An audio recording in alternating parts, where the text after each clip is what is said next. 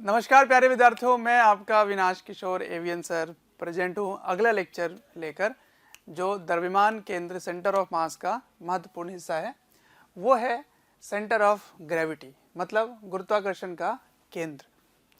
गुरुत्वाकर्षण का केंद्र क्या होता है इसको आप समझिए।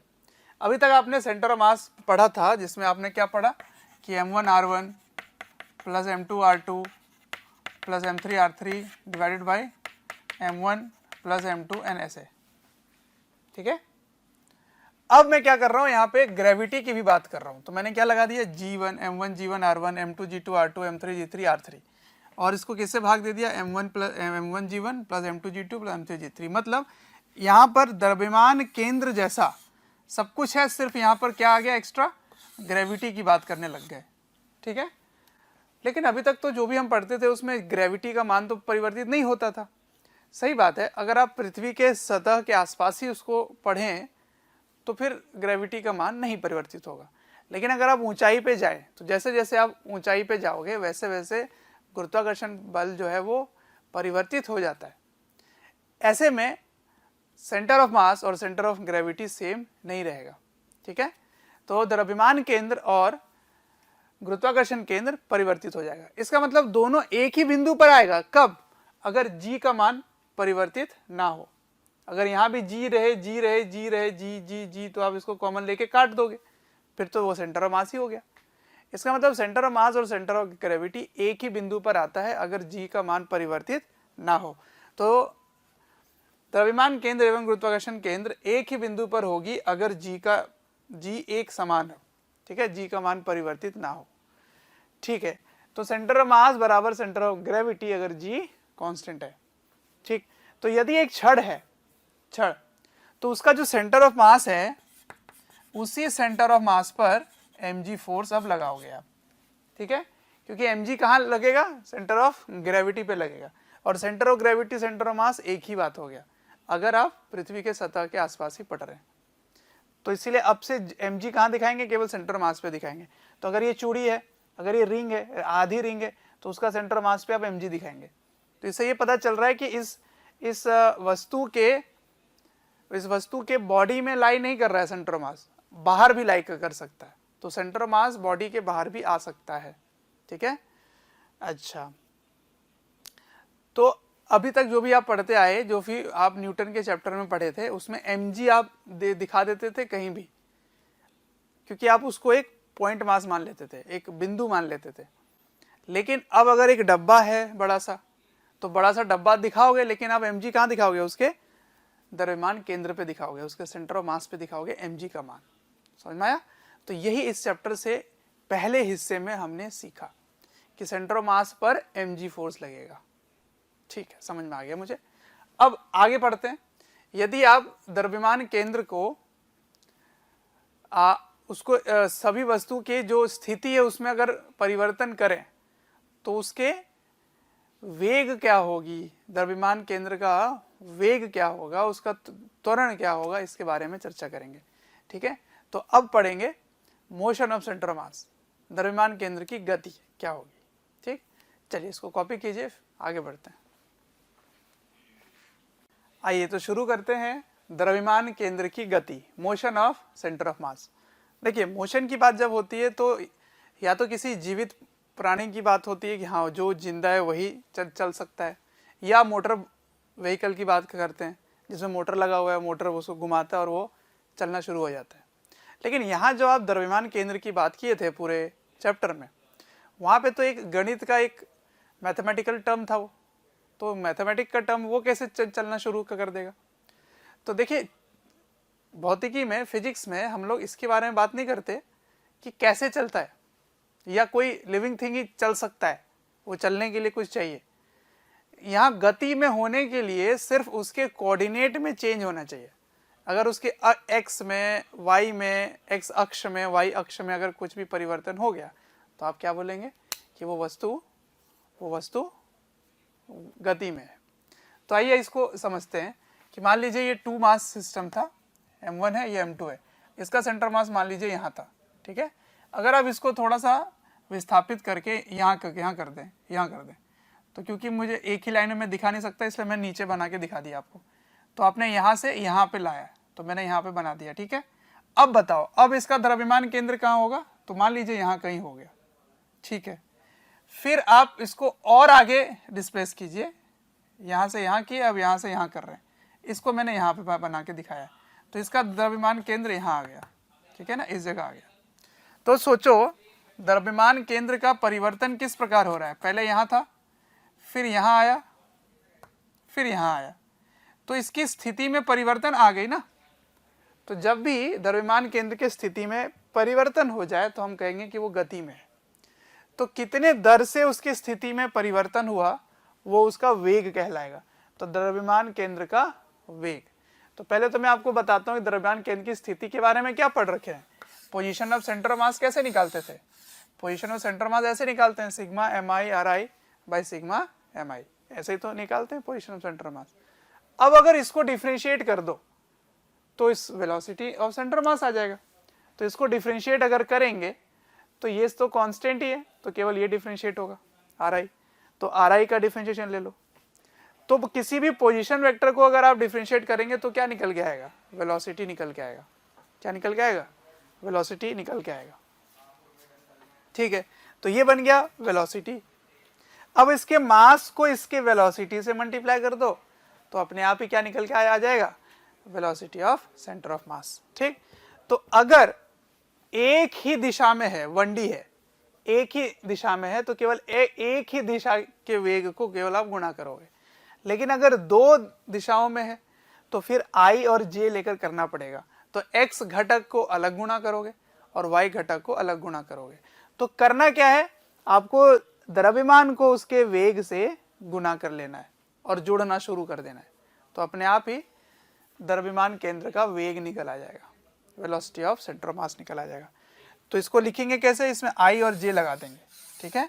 तो I और J कब लगाएंगे? जब x और y घटक के बारे में बात होगी, जब 2 डायमेंशन होगी, 2D होगा, जब दो विमाएं में आप पढ़ेंगे, ठीक है। अब अगर आप द्रव्यमान को वेग से गुणा करते हैं तो एक नया टर्म निकल के आता है जिसको क्या बोलते हैं? संवेग। क्या बोलते हैं? संवेग, लीनियर मोमेंटम। तो ये लीनियर मोमेंटम भी लिखा जा सकता है, पूरे निकाय का, पूरे सिस्टम का linear momentum by total mass is called velocity of centre of mass. तो velocity of centre of mass क्या होता है? ये भी हो सकता है linear momentum by total mass, ठीक है। चलिए अब इस पे चर्चा करते हैं थोड़ी सी कुछ एग्जांपल लेकर, ओके। फिर अगर इसके वेग को डिफरेंशिएट आप करेंगे, जैसे वेग का फॉर्मूला आ गया, यदि वेग को डिफरेंशिएट करेंगे तो क्या आ जाएगा? त्वरण आ जाएगा। तो त्वरण, द्रव्यमान केंद्र का त्वरण कैसे निकाला जाएगा? तो वेग का डिफरेंशिएशन से निकल के आएगा, ठीक है। चलिए अब नेक्स्ट करते हैं। तो हमने क्या सीखा? Velocity of centre of mass. तो फॉर 2 पार्टिकल सिस्टम में लिख लेता हूँ, फॉर 2 पार्टिकल सिस्टम, क्योंकि क्या है मैक्सिमम 2 पार्टिकल सिस्टम ही चलेंगे, तो इसीलिए मैं पोजीशन ऑफ सेंटर ऑफ मास भी मैंने बता रखा है कैसे निकालते हैं पोजीशन ऑफ सेंटर मास। एक बार फिर से याद दिला दूं क्या आपको? चलो कर लेते हैं सॉल्व। ये m1 है, ये m2 है और इनके बीच का डिस्टेंस l है, ठीक है। तो सेंटर ऑफ मास कैसे निकल के आता है? सेंटर ऑफ मास से इसकी डिस्टेंस, मान लीजिए ये सेंटर ऑफ मास है, यहाँ से यहाँ की डिस्टेंस अगर इसकी r1 है और यहाँ से यहाँ की डिस्टेंस अगर r2 है, तो कैसे निकालते हैं? याद है आपको? r1 के लिए क्या देखते हैं? m2 देखते हैं, सही है। तो m2 by m1 plus m2 into l क्या है? Total distance. उसी तरह से r2 कैसे लिखोगे?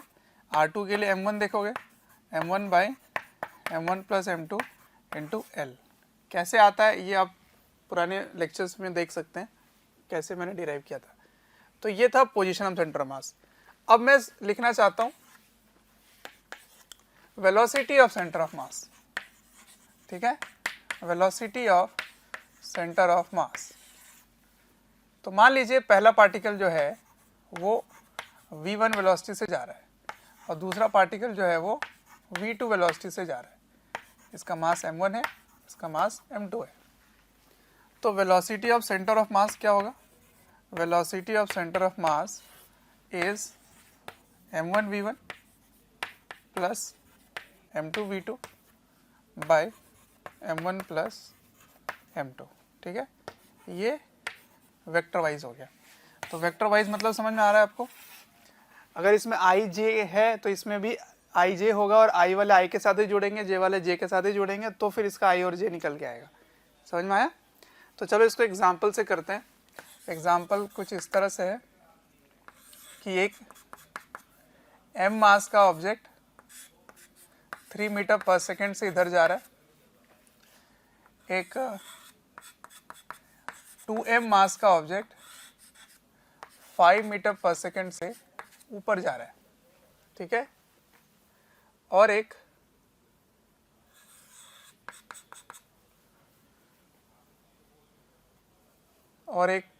3m मास का ऑब्जेक्ट 10 मीटर पर सेकेंड से 37 डिग्री में जा रहा है, ऐसे, ठीक है।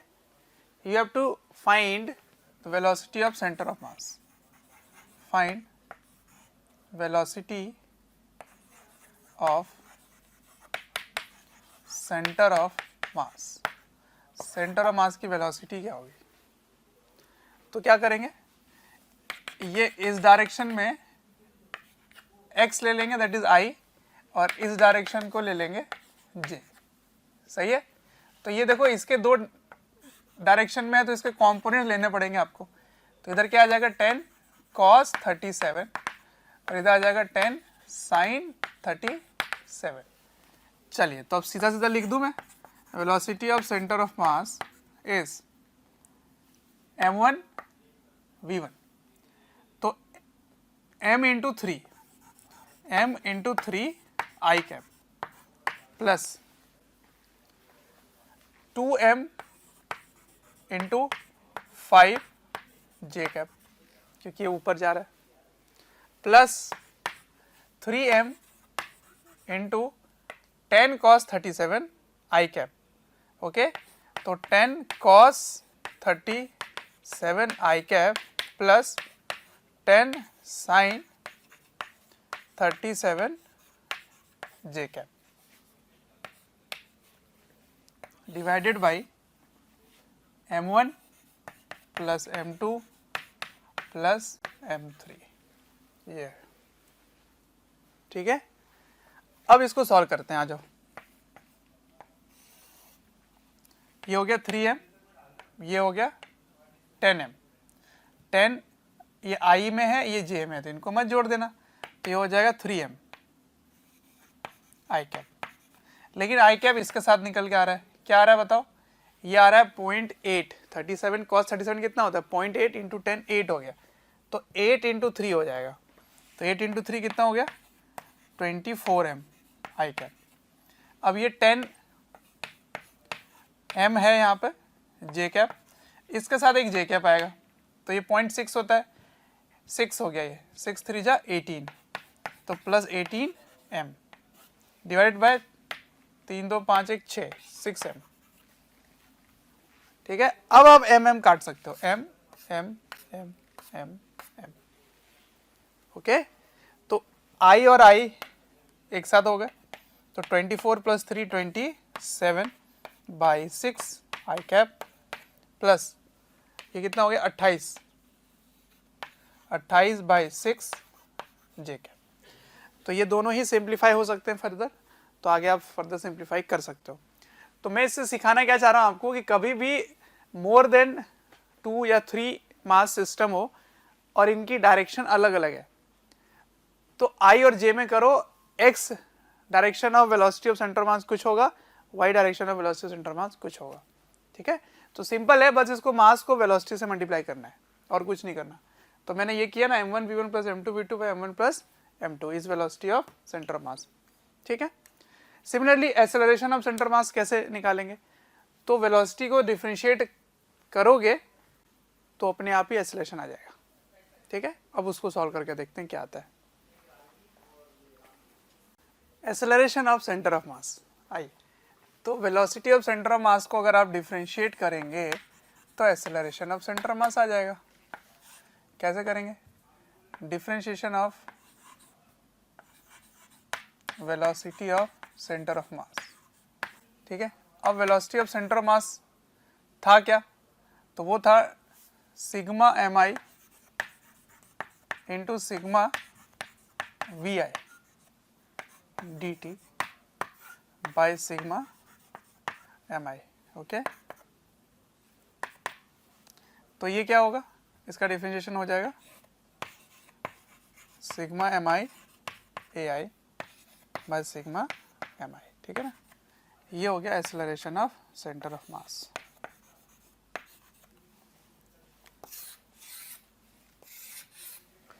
मतलब मास को अपने एक्सेलरेशन से मल्टीप्लाई कर करके उसको आप जोड़ देंगे तो एक्सेलरेशन ऑफ सेंटर ऑफ मास निकल आएगा। जैसे वेलोसिटी को मास के साथ मल्टीप्लाई कर करके जब आप जोड़ रहे थे तो क्या निकल के आ रहा था, वेलोसिटी ऑफ सेंटर ऑफ मास। जब उसके पोजीशन से मल्टीप्लाई करके आप मास से डिवाइड कर रहे थे तो आ रहा था पोजीशन ऑफ सेंटर ऑफ मास। इसका मतलब मास यहाँ पे बहुत बड़ा रोल प्ले कर रहा है।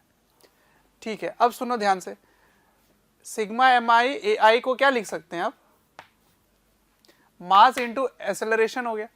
तो मास इंटू एक्सेलरेशन को आप जोड़ रहे हो वेक्टरली, इसका मतलब न्यूटन की भाषा में अगर बात करें तब तो इसको बोल सकते हैं net external force, net external force by sigma M i क्या हो गया, बाय टोटल मास। ठीक है, तो आज के बाद से हमारे पास दो टर्म हो गए, दो डेफिनेशन हो गए acceleration of centre of mass का।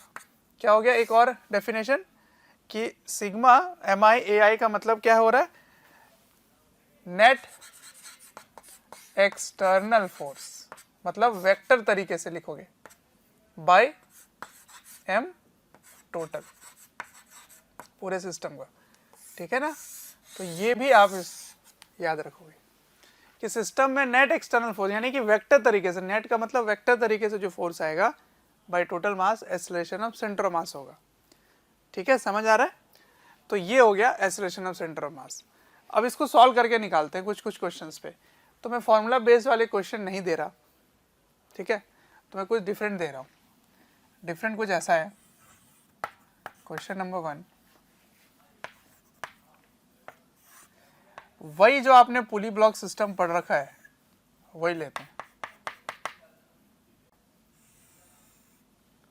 ठीक है, यहाँ पर एक मास है और यहाँ पे दूसरा मास है, ऐसे।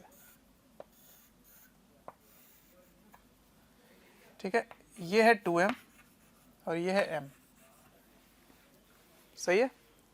इसको यहाँ से रिलीज कर दिया जाता है, तो आपको बताना है कि acceleration of centre of mass क्या होगा।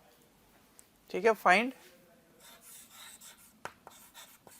Acceleration of centre of mass.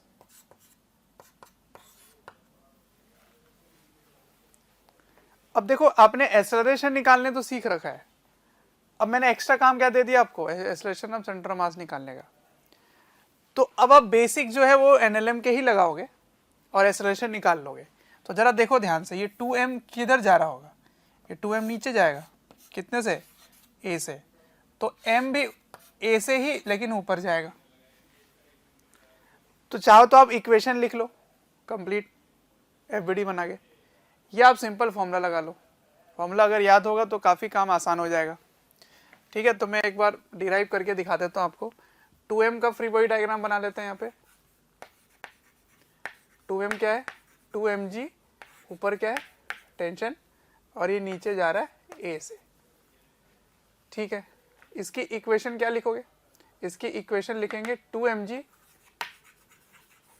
Minus T equals to 2m। अच्छा, अब इसकी इक्वेशन लिखो, तो इसकी इक्वेशन में एफबीडी बना लेते हैं पहले। ये m है, ऊपर t है, नीचे mg है और ये ऊपर जा रहा है। तो इक्वेशन क्या लिखोगे, t प्लस हो जाएगा और माइनस में mg हो जाएगा इक्वल्स टू ma। ये सेकंड, ये फर्स्ट। फिर क्या करते हो, इसको जोड़ देते हो, जोड़ दो। तो जोड़ोगे तो ये दोनों कट जाएंगे और ये दोनों माइनस हो जाएंगे। तो 2mg, मैंने m कॉमन ले लिया, इंटू g, और यहाँ भी a कॉमन ले लिया, तो यहाँ a कॉमन लेंगे तो क्या आएगा 2m plus m into a. Thank you dear students, हमें ढेर सारा प्यार देने के लिए।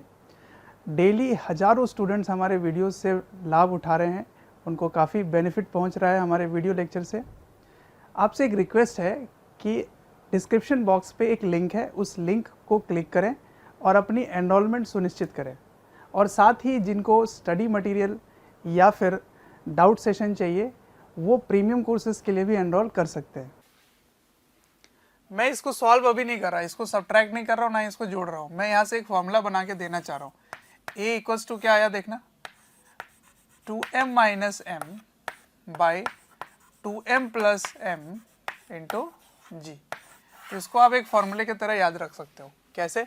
Difference of masses by sum of masses into g. वो क्या निकल के आ गया, a निकल के आ गया। और टेंशन क्या होगा, टेंशन a की वैल्यू डाल दो इसमें या इसमें कहीं भी डाल के t निकाल लो, तो इसका आंसर आता है 2m1 m2 by m1 plus m2 into जी, ये निकल के आता है। तो ये दोनों आपको याद रखना चाहिए। तो यहाँ पे टेंशन क्या होगा, 2m1 किसी एक को ले लो, तो 2m को ले लेता हूँ मैं, into m into g by 2m plus m। ठीक है, तो टेंशन क्या आ गया देखो, तो नीचे हो गया 3m और ऊपर कितना हो गया 4, तो 4m स्क्वायर, तो 4/3mg हो गया, है ना। m square by m cancel हो गया, तो टेंशन की वैल्यू क्या हो गई 4mg/3। तो ये सब तो आपको याद ही रखना चाहिए, सीधा सीधा फॉर्मूला दोनों याद कर लो, टेंशन का और एक्सेलरेशन का। लेकिन कब होगा, जब पुली फिक्स होगी। सही है। अब एक्सेलरेशन ऑफ सेंटर ऑफ मास लिखते हैं, आ जाओ। तो इसको सॉल्व करो तो क्या आ रहा है, a सॉल्व करने पे a आ रहा है, difference is m, some is 3, तो g/3 आ रहा है। ठीक है, अब किसी एक डायरेक्शन को प्लस ले लेते हैं, तो चलो ऊपर के डायरेक्शन को प्लस ले लेते हैं, ऊपर के डायरेक्शन को प्लस ले लिया। ठीक, तो ये नीचे जा रहा है तो इसको माइनस करके लिखना पड़ेगा आपको। सही है। आइए, तो acceleration of centre of mass कैसे लिखेंगे, acceleration of centre of mass is 2m into minus A, 2m into minus A plus m into plus A by इनका सम 2m प्लस m। अच्छा, क्या दोनों की डायरेक्शन सेम ही है? हाँ, ये j कैप ही था, ये भी j कैप था, तो ये दोनों को आप सॉल्व कर सकते हैं। तो क्या आ जाएगा, -2ma प्लस ma इज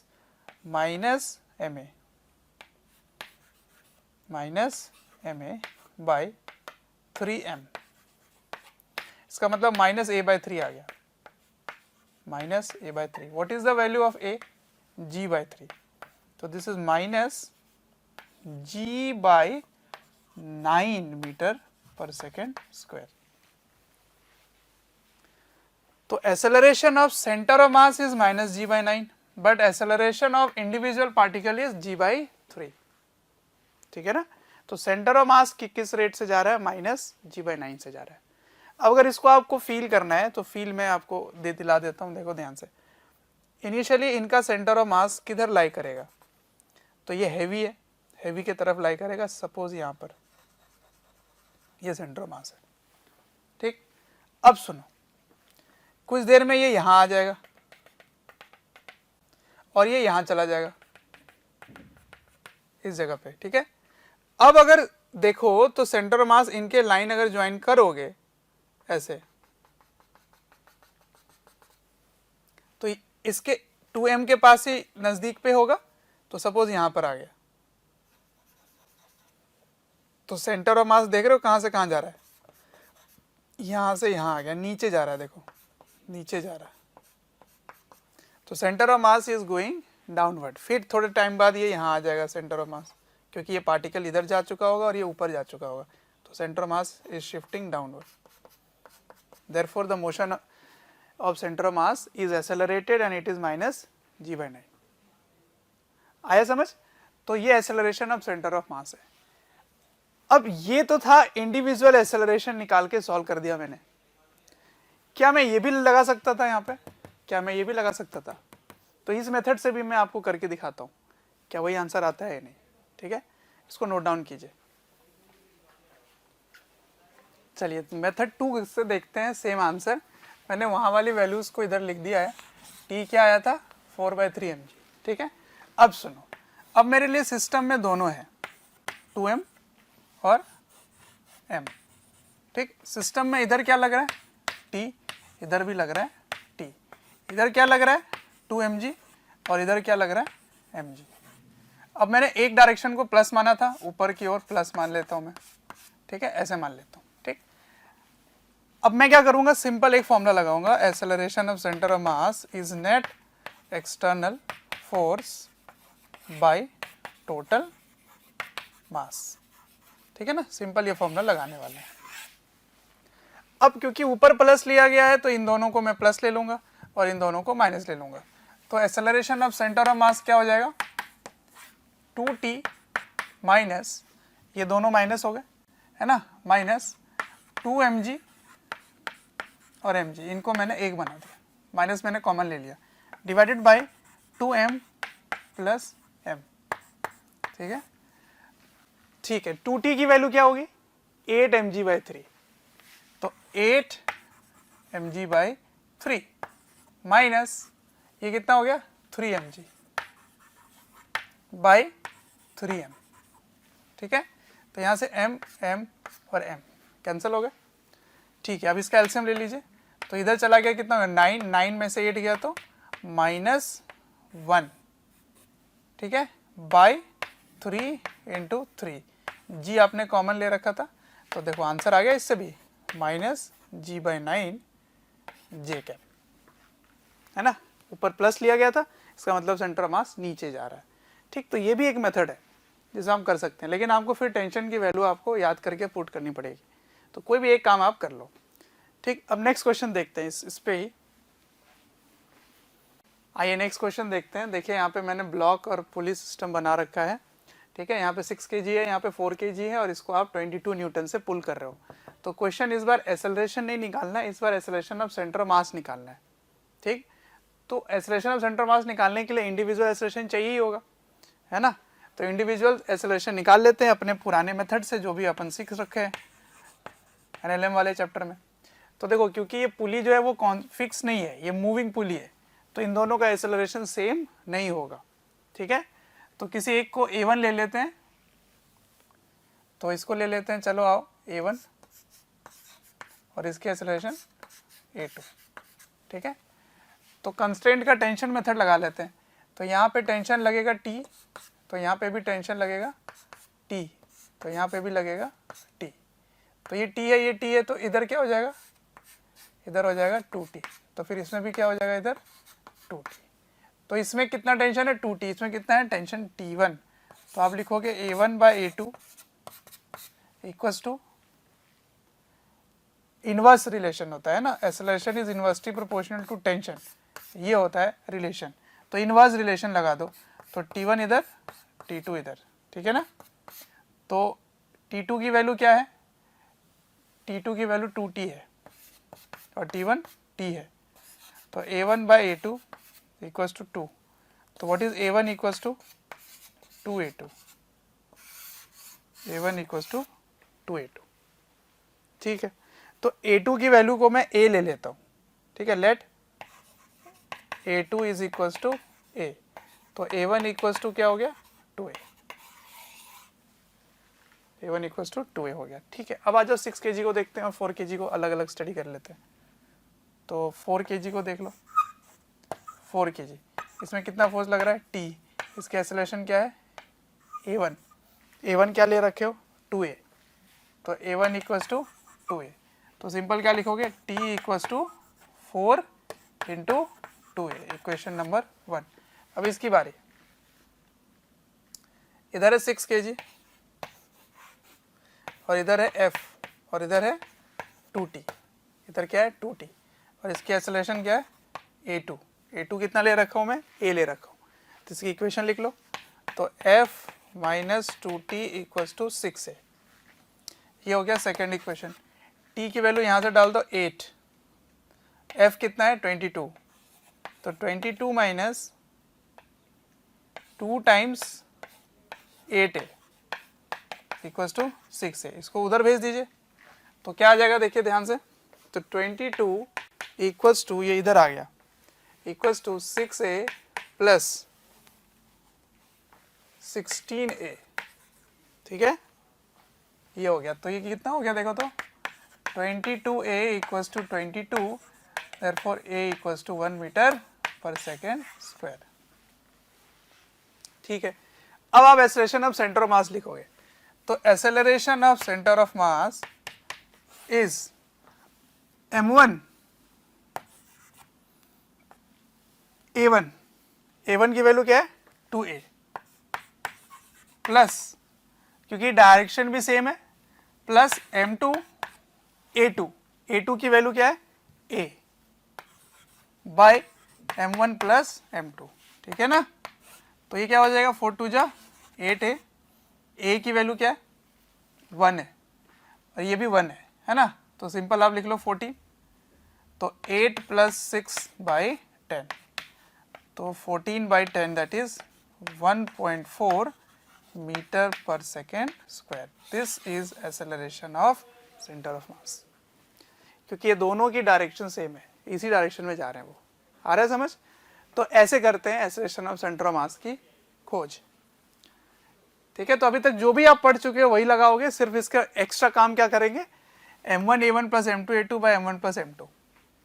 और ध्यान रखना कि इसकी डायरेक्शन सेम है, अगर ऑपोजिट है तो माइनस लगा दोगे, ठीक है, लेकिन यहाँ माइनस नहीं आएगा, ऊपर में आएगा, because of the vector knowledge of acceleration, है ना, कि एक्सेलरेशन एक वेक्टर क्वांटिटी है, जिसके कारण एक प्लस होगा अगर डायरेक्शन सेम है तो, नहीं तो एक प्लस एक माइनस हो जाएगा अगर डायरेक्शन डिफरेंट है तो, करेक्ट।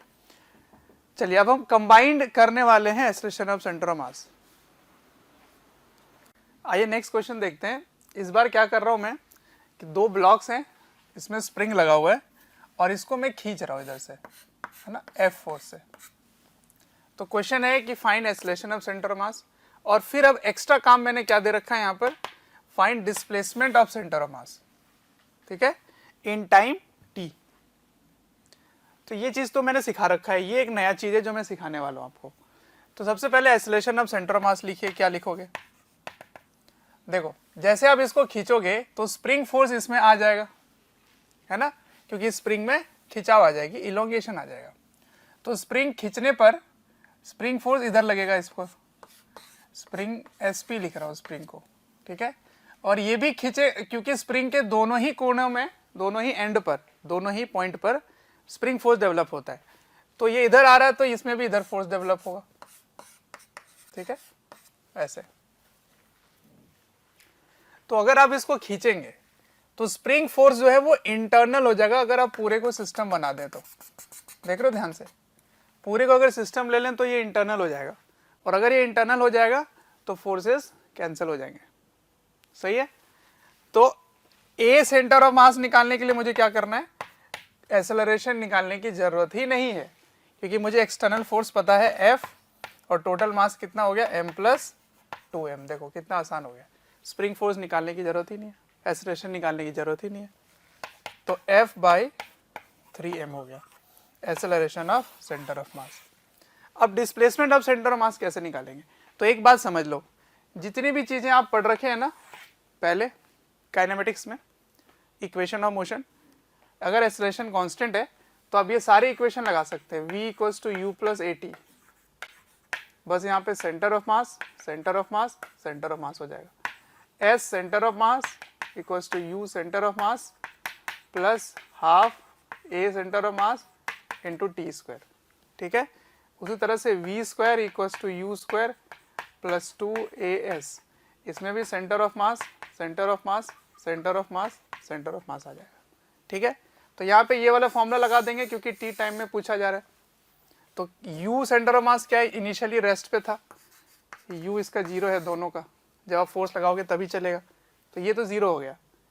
तो आप कैसे लिखोगे, s centre of mass is half a centre of mass into t square, ठीक है।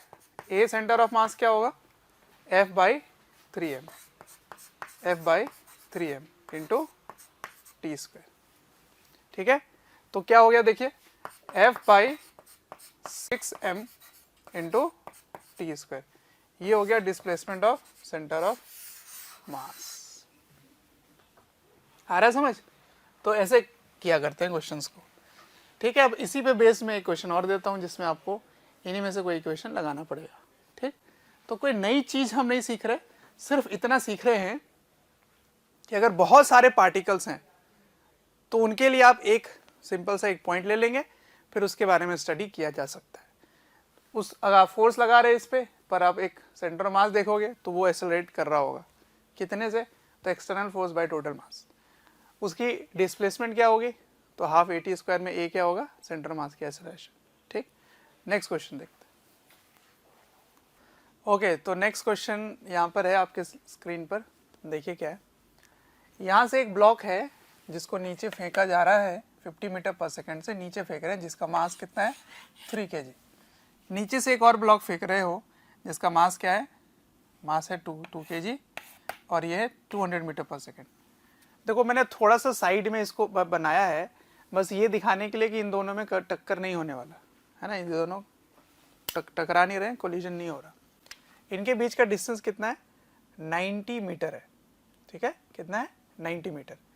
क्वेश्चन है कि इनका जो सेंटर ऑफ मास है उसकी मैक्सिमम हाइट क्या होगी, ये बताना है। तो देखो सेंटर मास अभी कहाँ लाई कर रहा होगा, ये 3 kg का है और ये 2 kg का है, तो इसके नज़दीक कहीं लाई कर रहा होगा, है ना। 45 से ज़्यादा होगा, ऊपर होगा कहीं, यहाँ कहीं सेंटर ऑफ मास मान लीजिए यहाँ पर कहीं पर है, ठीक है। अब क्या हो रहा है कि ये ऊपर जा रहा है और ये नीचे, ठीक है। तो फिर इसका जो सेंटर ऑफ मास है वो भी शिफ्ट हो जाएगा क्योंकि ये ऊपर जा रहा है 200 मीटर पर सेकेंड से, तो ज़्यादा रेट से ऊपर जा रहा है, तो इससे ज़्यादा नज़दीक होना चाहिए, सही है। अब एक समय में क्या होगा कि ये दोनों ऐसे क्रॉस कर जाएंगे, उसके बाद ये ऊपर जाने लगेगा, तो सेंटर मास भी फिर ऊपर जाने लगेगा। उसके बाद ये हो सकता है यहाँ पे आके रुक जाए, यहाँ पे ठोकर लगने के बाद रुक जा रहा है, ये भी लिखा हुआ है। तब तक ये जाता रहेगा ऊपर ऊपर ऊपर ऊपर, फिर एक समय में इसकी वेलोसिटी हो जाएगी 0, ठीक है। और इसकी भी वेलोसिटी यहाँ आके 0 हो चुकी होगी, तो इसका मतलब जब वो एच मैक्स पे होगा तो वेलोसिटी ऑफ सेंटर मास क्या होगा, वो 0 हो जाएगा, ठीक है। तो final velocity of centre mass will be 0 and at that point the separation with the displacement of centre of mass will be the maximum height of the centre of mass, है ना। तो ऐसे समय में जब दोनों ही रुक चुके होंगे तो जो फाइनल वेलोसिटी होगी 0 हो जाएगी। उस समय जो दूरी होगी उसकी सेंटर ऑफ मास की, जो मैक्सिमम हाइट होगी, वही होगा इस क्वेश्चन का आंसर, ठीक है। तो ऐसे आपको थॉट डेवलप करना है ना, ऐसे ही सोचना है कि कैसे इसको बढ़ाएंगे आगे, क्योंकि इसमें सेंटर मास के बारे में बात हो रही है, इंडिविजुअल की बात नहीं हो रही है, ठीक है। तो क्योंकि सेंटर मास के बारे में बात है और एच मैक्स की बात है, तो मैं इक्वेशन ऑफ मोशन लगाऊंगा। तो फिर मुझे velocity of centre of mass initial चाहिए, acceleration of centre of mass चाहिए, और final velocity of centre mass तो मुझे पता है 0 होगा, तो फिर मैं डिस्प्लेसमेंट ऑफ सेंटर मास निकाल सकूंगा जो कि मैक्सिमम हाइट होने वाली है, ठीक है। चलिए तो सॉल्व करते हैं इसको। तो सबसे पहले क्या करना है, सबसे पहले तो initial velocity of centre of mass निकालना है, u सेंटर ऑफ मास। तो क्योंकि इन दोनों की डायरेक्शन ऑपोजिट है तो किसी एक डायरेक्शन को प्लस ले लेते हैं, तो ऊपर के डायरेक्शन को प्लस ले लेते हैं, ठीक है। तो ये प्लस हो गया और ये माइनस, तो कैसे लिखोगे, ma ua minus mb ub by ma plus mb, ठीक है। तो वैल्यू डाल देते हैं, ma की वैल्यू कितना है 2 और ये कितना है 200, तो 2 इंटू 200 minus 3 into 50 by 2 plus 3, 2 plus 3, तो ये कितना हो जाएगा देखो तो 400 minus 150 is 250, 250 by 5 that is 50 metre per second. प्यारे बच्चों, जब मैं कमेंट सेक्शन में जाता हूँ तो कुछ ऐसे लाइन हैं, कुछ ऐसे कमेंट्स हैं जो काफ़ी कॉमन है, और वो ये हैं कि सर एक इस चैप्टर का इस टॉपिक के बारे में वीडियो बना दें या इस टॉपिक को थोड़ा सा इलेबोरेट करके समझा दें। तो प्यारे बच्चों, मैं आपसे रिक्वेस्ट करना चाहता हूँ कि सबसे पहले तो हमारे चैनल को सब्सक्राइब करें और बेल आइकन को हिट करें। इससे क्या होगा कि कोई भी नोटिफिकेशन आप मिस नहीं करेंगे। मैं ये इसलिए कह रहा हूँ क्योंकि जिस टॉपिक के बारे में आप पूछ रहे होते हैं या आप रिक्वेस्ट कर रहे होते हैं वो हमारे चैनल्स में ऑलरेडी वीडियोज़ हैं।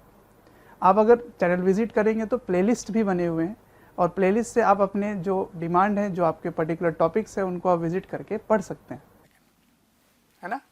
तो 400 से 150 माइनस करोगे तो 250 आ जाएगा, 250 को डिवाइड करोगे तो ये आ जाएगा, यानी कि initial velocity of centre of mass आ गया, और ये प्लस आ रहा है, तो प्लस आ रहा है तो ये ऊपर की ओर जा रहा होगा इनिशियली, है ना, ऊपर शिफ्ट हो रहा होगा। ठीक है, कोई बात नहीं। अब acceleration of centre of mass निकालना है। एक्सेलरेशन ऑफ सेंटर ऑफ मास, देखिए इसकी एक्सेलरेशन क्या है, जी, इसकी एक्सेलरेशन क्या है, जी, किधर है, डाउनवर्ड, दोनों में डाउनवर्ड है।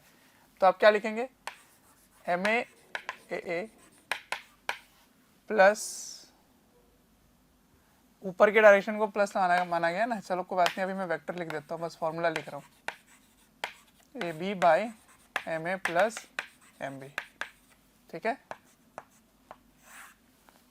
अब डाउनवर्ड डायरेक्शन को नेगेटिव लोगे क्योंकि अपवर्ड डायरेक्शन पॉजिटिव है, दोनों का एक्सेलरेशन A है, तो MA into minus g plus MB into minus g by MA plus MB। तो जरा ध्यान से देखो, दोनों में एक्सेलरेशन सेम होने के कारण मास दोनों का कैंसिल हो जाएगा, है ना। इसमें से कॉमन ले लीजिए जी को, तो ये कैंसिल हो जाएगा, तो क्या आ जाएगा, माइनस जी। तो एक्सेलरेशन ऑफ सेंटर ऑफ मास किधर है भैया, डाउनवर्ड है, ये किधर है, अपवर्ड है, कितना है, जी है, तो जी को 10 ले लेते हैं, आ जाओ, तो minus 10 metre per second square. अब for H max velocity of centre of mass should be 0, तो आप क्या लिखोगे, v square equals to u square minus 2a centre of mass into s centre of mass, ठीक है। तो minus, इसका वाला माइनस मैंने पहले रख दिया, अब 2 बार माइनस रख के प्लस मत कर देना, ये कंफ्यूज मत हो जाना। तो ये 0 हो गया, यू स्क्वायर कितना, देखो यहाँ से 50 का स्क्वायर, ये कितना हो गया, 2 इंटू 10, और ये क्या हो गया, एच मैक्स। तो यहाँ से एच मैक्स निकाल लीजिए, क्या आएगा देखिए, तो H max centre of mass का एच मैक्स है, ये सेंटर ऑफ मास का क्या हो जाएगा, 50 का स्क्वायर बाई 20, तो 50 इंटू 50 डिवाइडेड बाई 20, 0 0 काट लो, फिर 2 से काट लो, कितना बार में 25, तो 25 25 कितना हो गया, 125 मीटर। लेकिन आपको बताना है maximum height of centre of मास बताना है, फ्रॉम ग्राउंड बताना है ना, ग्राउंड से कितना हुआ, फ्रॉम ग्राउंड, ग्राउंड से कितने मैक्सिमम हाइट पर होगी सेंटर ऑफ मास। तो ये तो आपने डिस्प्लेसमेंट ऑफ सेंटर ऑफ मास निकाला है ना, लेकिन आपका ग्राउंड से कितना होगा हाइट ये बताना पड़ेगा आपको क्वेश्चन में। तो इसको मैं लिख लेता हूं, displacement of centre of mass है ना, maximum S max centre of mass, but ये आपके क्वेश्चन का आंसर नहीं है, क्योंकि 125 तो जहां था वहां से वो मूव कर रहा है मैक्सिमम, लेकिन ग्राउंड से पूछा जा रहा है, from ground, what is the maximum height of centre mass from ground, हमेशा ग्राउंड से ही होता है मैक्सिमम हाइट। तो अब कैसे करेंगे, देखो ध्यान से, अगर आपको इनिशियल पता रहे कि कहां था, इनिशियल पोजीशन अगर आपको पता रहे कि सेंटर मास कहां था, उसमें आपको क्या जोड़ना है, बस इसका जो डिस्प्लेसमेंट हुआ है वो जोड़ना है, यानी कि 125 को जोड़ना है। तो अब आपके लिए देखो कितना आसान हो जाएगा अगर आपको फॉर्मूला याद है। तो क्या हो रहा है देखो, तो 2 पॉइंट मासेस हैं और इसका सेंटर मास लोकेट करना है फ्रॉम ए, इसका मतलब आपको आर ए फाइंड करना है। तो आर ए का फॉर्मूला क्या होता है, एम बी सामने वाले का देखो by M A plus M B into distance between them L. तो ये एल की वैल्यू है एक तरह से, इंटू एल, ये डाल दो। तो चलो सॉल्व कर ले, यहाँ कर देता हूँ मैं इसको सॉल्व, अलग कलर से कर देते हैं इस जगह पे, यहाँ कर देते हैं ना। आइए, तो ये क्या होगा, R A is equal to M B कितना है 3 kg बाई 2 + 3 मतलब 5 इंटू कितना डिस्टेंस है 90, इसको 90 से मल्टीप्लाई कर दो। समझ आ रहा है मैं क्या कर रहा हूँ? वहीं से बोलो हाँ या ना, मैं सुन लूँगा। आ रहा है समझ? तो ये मैंने पहले सेंटर ऑफ मास निकाला है ना, इनिशियल सेंटर ऑफ मास कितने दूर ऊपर है फ्रॉम द ग्राउंड। ओके, तो ये फॉर्मूला लगा दिया मैंने, ये जो मैंने पीछे डिराइव कर रखा था, इससे इसको सॉल्व कर ले। तो कितना आ जाएगा देखो, तो 5 को 18 से काटोगे तो 19 कट जाएगा, 18 5 जो है ना, तो 18 3 जा कितना हो गया 54 मीटर। इसका मतलब ये 54 मीटर पर है। देखो पहले ही मैंने 45 से ज़्यादा ले लिया था, क्योंकि मास किसका ज़्यादा है 3 kg का ज़्यादा है, तो इसके तरफ ज़्यादा होगा, है ना, इसके तरफ रहेगा। तो जैसे ही ये ज़्यादा पास जाएगा तो ये दूर चला जाएगा, क्योंकि इसके मास के सामने ज़्यादा जाएगा सेंटर मास, जो हैवी होता है उसके पास जाता है। सही है, तो 54 मीटर तो position of centre of mass है, और डिस्प्लेसमेंट कितना हो रहा है 125। तो what is H max? H max from ground, ground से कितना होगा ये 125 में क्या जोड़ना है 54, क्योंकि 54 पहले ही ऊपर है ना। ये कहने का मतलब है कि इसका जो डिस्प्लेसमेंट है वो यहां से कितना डिस्टेंस है 125, यहां से 125 मीटर ऊपर गया, और ये पहले कितना डिस्टेंस था 54 था। तो एच मैक्स कितना हो जाएगा, इतना आ जाएगा। समझ में आ रहा है? तो 5 4 9 5 2 7 179 मीटर, कहाँ से ग्राउंड से। तो maximum height reach is this much. तो देख रहे हो सारे काइनेमेटिक्स की चीज़ें यूज़ हो रही हैं, सारे एनएलएम की चीज़ें यूज़ हो रही हैं, बस नया नाम क्या हमने रख दिया सेंटर ऑफ मास। तो सेंटर ऑफ मास इसलिए क्योंकि एक से ज़्यादा मासेस होंगे, उसको कैसे डील करेंगे। ठीक है, तो कोई नई बात नहीं है, कोई एडवांस चीज़ें भी नहीं हो रही है, बहुत ही आसान चल रहा है। सिर्फ नई बातें हैं कि चीज़ को हैंडल कैसे करना है बस। ठीक है, तो इसको आपको प्रैक्टिस करना है ऐसे कंसेप्ट्स को। ठीक है, और खुद से ट्राई करके देखो। ओके, तो I hope you have understood what is velocity of centre of mass, what is acceleration of centre of mass and the kinematics of centre of mass. ठीक है, चलो तो आइए देखते हैं कुछ महत्वपूर्ण बातें जो इस चैप्टर के आगे हमें डेवलप करना है और हमें सीखना है। ठीक है, तो इस चैप्टर में जो हमने अभी तक सीखा है वो क्या सीखा है कि त्वरण जो द्रव्यमान केंद्र का आता है वो होता है बाह्य बल, जो बाह्य बल है बटा उस पूरे निकाय का जो द्रव्यमान है ना। तो आपने त्वरण के बारे में क्या सीखा, net external force bye total मास, मतलब जो बाह्य बल है उसको निकाय के द्रव्यमान से भाग दे दीजिए। यदि बाह्य बल 0 हो जाए, यदि बाह्य बल 0 हो जाए, है ना, तो यदि बाह्य बल 0 है तो इसका क्या अर्थ हो सकता है, देखिए ध्यान से। सबसे पहले ये 0 तो ये 0 हो गया, इसका मतलब द्रव्यमान केंद्र का जो त्वरण है वो 0 हो जाएगा। ये पॉइंट आप समझ लीजिए कि एक्सेलरेशन ऑफ सेंटर ऑफ मास 0 हो गया। लेकिन इसका ये मतलब नहीं है कि उनका इंडिविजुअल पार्टिकल का भी एक्सेलरेशन 0 हो जाएगा, क्योंकि आप जब सेंटर ऑफ मास का एक्सेलरेशन लिखते हैं तो कैसे लिखते हैं m1 a1 plus m2 a2 plus m3 a3 by m1 plus m2 plus m3। But a1 0 हो ये नहीं बोल सकते, a2 0 हो ये नहीं बोल सकते, क्योंकि अंदर में कोई बल है, आंतरिक बल जो है, आंतरिक बल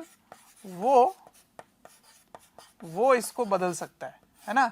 तो आंतरिक बल के प्रभाव से किसी भी वस्तु के त्वरण हो सकते हैं, लेकिन पूरे निकाय को जब आप जोड़ोगे तो पूरे निकाय का त्वरण 0 हो जाएगा।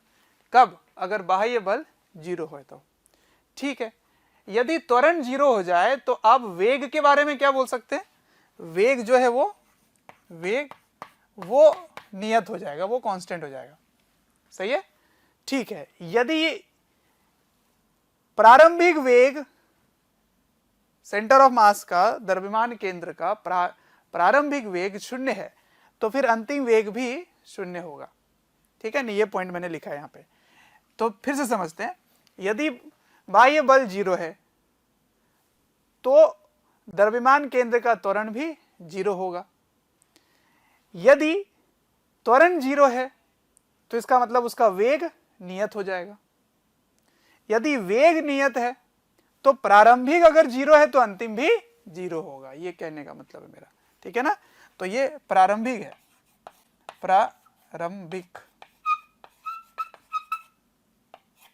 प्रारंभिक वेग, और यह है अंतिम वेग।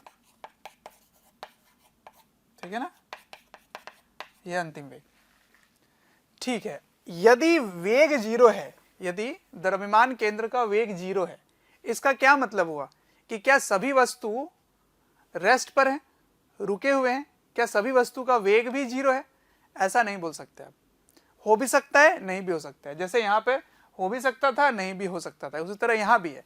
यदि ये 0 है तो it does not mean all the particle are at rest. इसका ये मतलब बिल्कुल भी नहीं है कि निकाय में जो भी वस्तु हैं वो रुके हुए हैं, है ना, उनका वेग 0 होगा, ये आप बिल्कुल भी नहीं बोल सकते। ठीक, तो आप बोलेंगे कि v1 v2 v3 is not 0। समझ में आया? तो निकाय में जितने भी वस्तु हैं, पार्टिकल मतलब वस्तु, जितने भी वस्तु हैं वो रेस्ट पे नहीं होंगे, है ना, मतलब विरामावस्था में नहीं होंगे। ठीक है ना, विरामावस्था,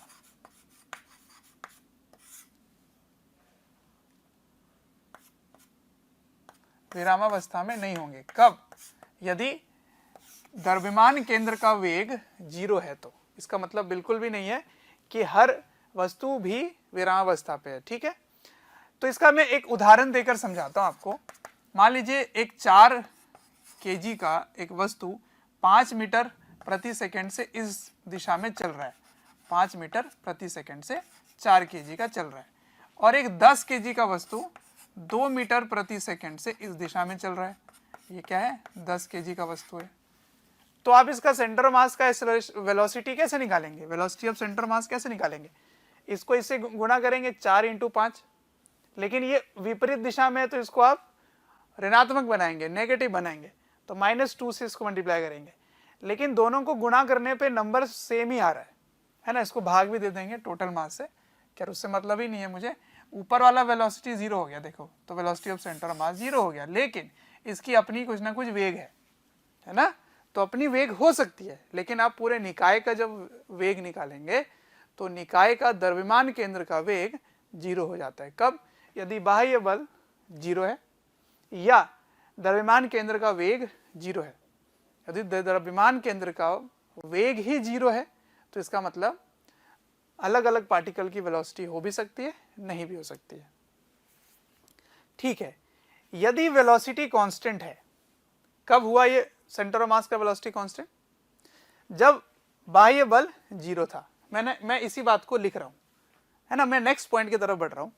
यदि ये वेग कांस्टेंट है तो द्रव्यमान केंद्र का वेग कब नियत रहेगा? जब बाह्य बल 0 रहेगा। तो इसका मतलब ये हुआ कि वेलोसिटी ऑफ सेंटर मास का सूत्र क्या होता है? Sigma M I V I बटा sigma M I equals to constant. ये वाले को भेज देता हूं इधर, इसको यहां भेज देता हूं, तो ये भी कांस्टेंट हो गया। लेकिन इसको क्या बोल सकते हैं? इसको बोल सकते हैं संवेग, है ना, पीछे बताया था आपको। तो निकाय का संवेग, पूरे निकाय का संवेग, तो पूरे निकाय का संवेग ही क्या हो गया? नियत हो गया। कब? जब बाह्य बल 0 होगा तो पूरे निकाय का जो संवेग है वही नियत हो जाएगा। तो इसका मतलब जो प्रारंभिक संवेग है निकाय का वही अंतिम संवेग होगा निकाय का। कब? जब बाह्य बल 0 होगा। इसे कहते हैं कंजर्वेशन ऑफ लीनियर मोमेंटम, मतलब संवेग का संरक्षण, संवेग का संरक्षण, ठीक है। तो कंजर्वेशन ऑफ लीनियर मोमेंटम क्या होता है? लीनियर मोमेंटम मतलब संवेग।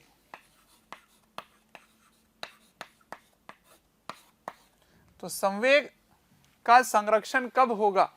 जब बाह्य बल निकाय में शून्य हो। तब आप कह सकते हो कि जो प्रारंभिक संवेग था वही अंतिम संवेग होगा पूरे निकाय का, पूरे सिस्टम का, ठीक है। सिस्टम मतलब जितने भी वस्तु उस जितने वस्तु को आप पढ़ रहे हैं, है ना, पूरे निकाय में, पूरे सिस्टम में जितने भी ऑब्जेक्ट को आप रखे हो, उसकी जितनी लीनियर मोमेंटम पहले थी बाद में भी उतनी होगी। कब? जब एक्सटर्नल फोर्स जीरो हो, बाह्य बल जीरो हो। तो ये हो गई पहली इंपॉर्टेंट पॉइंट। जब एक्सेलरेशन फोर्स जीरो होता है तो इतनी सारी बातें आपको पता होनी चाहिए, ठीक है। अब नेक्स्ट पॉइंट की तरफ बढ़ते हैं, इसको लिख लीजिए। तो नेक्स्ट पॉइंट समझते हैं। पहले पॉइंट में हमने जो सीखा उसी पॉइंट्स को मैं पॉइंट नंबर 2 में कंटिन्यू करना चाहता हूँ। कि सपोज मान लीजिए एक बॉडी है जो जिसमें अलग अलग तरीके से फोर्स लग रहा है। एक फोर्स यहाँ लग रहा है ऐसे, F1 लग रहा है, एक फोर्स ऐसे लग रहा है F2, ठीक है। इधर से एक फोर्स लग रहा होगा लेट से F3, ठीक है। तो इन सभी फोर्सेस का जो रिजल्टेंट होगा, रिजल्टेंट वेक्टर तरीके से जोड़ लिया आपने, तो रिजल्टेंट हो गया F नेट, ठीक है ना, F नेट हो गया। तो ये F net is equals to, इस सिस्टम का मास सपोज m है, m पूरे सिस्टम का मास है, तो m जो सिस्टम का है इनटू एक्सेलरेशन जो लिखोगे F net equals to ma, जो न्यूटन का सेकंड लॉ लगाओगे, तो वो किस पॉइंट का एक्सेलरेशन होगा। क्या आपने यहाँ फोर्स लगाया तो क्या इस पॉइंट का एक्सेलरेशन होगा, या यहाँ लगाया तो इस पॉइंट का होगा, मतलब इस मास का होगा, या इस मास का होगा, या इस मास का होगा, कौन से मास का होगा? तो वो सेंटर ऑफ मास का होगा, ठीक है। तो जितने भी सिस्टम में फोर्सेस लग रहे हैं सभी का जो रिजल्टेंट होगा वो m into a centre of mass, a centre of mass होगा, ठीक है। तो जिधर नेट फोर्स उधर ही acceleration of centre of mass होगा। तो ये पॉइंट बड़ा ही इंपॉर्टेंट है कि किसी भी सिस्टम में जितने भी फोर्सेस लग रहे हैं उन सभी फोर्सेस का जो नेट फोर्स होगा वो mass into acceleration of centre of mass होगा, ठीक है। इसको एग्जांपल से मैं बस दिखा देता हूँ आपको, इसकी ज़रूरत आपको नेक्स्ट चैप्टर में पड़ेगी। जैसे ये एक डिस्क है या स्फीयर है, कोई भी एक ले लो, जो कि एक ग्राउंड में रोल कर रहा है, ठीक है। तो इसमें फोर्सेस लग रहे हैं, सपोज 2 3 4 फोर्सेस लग रहे हैं। तो कौन कौन से लग रहे हैं देखते हैं। एक तो सेंटर ऑफ मास से क्या पास होगा, mg। अब mg हमेशा कहाँ दिखाओगे, सेंटर ऑफ मास में दिखाओगे mg, ठीक है, क्योंकि वो सेंटर ऑफ ग्रेविटी होता है। सेंटर ऑफ ग्रेविटी और सेंटर ऑफ मास मैंने बता रखा है आपको। और देखो ये पॉइंट कांटेक्ट में है ग्राउंड के, ग्राउंड के कांटेक्ट में है, तो एक कांटेक्ट फोर्स लगेगा ऊपर, नॉर्मल रिएक्शन। मान लो फ्रिक्शन भी है, तो फ्रिक्शन मान लेते हैं इधर है, ठीक है, ये हो गया F, ठीक। और मैंने बाहर से भी एक फोर्स लगा दिया, सपोज ऐसे लगा दिया, बाहर से ऐसे फोर्स F यहाँ पे लगा दिया, ठीक है, जो कि सेंटर से थोड़ा ऊपर में लगा रहा हूँ, ठीक। तो इस सिस्टम में इतने सारे फोर्सेस लग रहे हैं, इन सभी फोर्सेस का जो रिजल्टेंट होगा वो लिखोगे आप F net equals to m a centre of mass. अब इसका सेंटर ऑफ मास कहाँ है, सेंटर ऑफ मास यहाँ पर है, ठीक है। तो जब ये मान लो रोल करता हुआ जा रहा है ऐसे, तो आपको क्या दिखता है, सेंटर ऑफ मास किस डायरेक्शन में जाता है, बिल्कुल स्ट्रेट लाइन पाथ में जाता है, सही है। तो इसका मतलब ये नॉर्मल और mg का कोई भी role acceleration of centre of mass पे बिल्कुल भी नहीं है। तो इसका मतलब आप क्या लिखोगे, केवल इन दोनों का रिजल्टेंट लिखोगे, ठीक है। तो क्या लिखेंगे, F minus friction equals to m into a centre of mass, ठीक है, इन द हॉरिजॉन्टल डायरेक्शन। तो हॉरिजॉन्टल डायरेक्शन में सेंटर ऑफ मास ऐसे एक्सेलरेट कर रही होगी, ऐसे a सेंटर ऑफ मास आएगा, ठीक है, आया समझ। तो ऐसे लिखते हैं F net equals to ma centre of mass. ये सब आगे के चैप्टर के लिए मैं आपका बेस तैयार कर रहा हूँ, ठीक है ना। अब मान लो किसी भी तरीके से, सपोज ये ले लेता हूँ मैं, इधर ऐसे एक रॉड है, ठीक है, और ये एक स्मूथ सरफेस पर है। बच्चों, अगर हमारे वीडियोस आपको पसंद आते हैं, आपको हमारी जो मेहनत है वो आपको अच्छी लगती है, तो आप हमारे वीडियोस को ज़रूर लाइक करें और शेयर करें।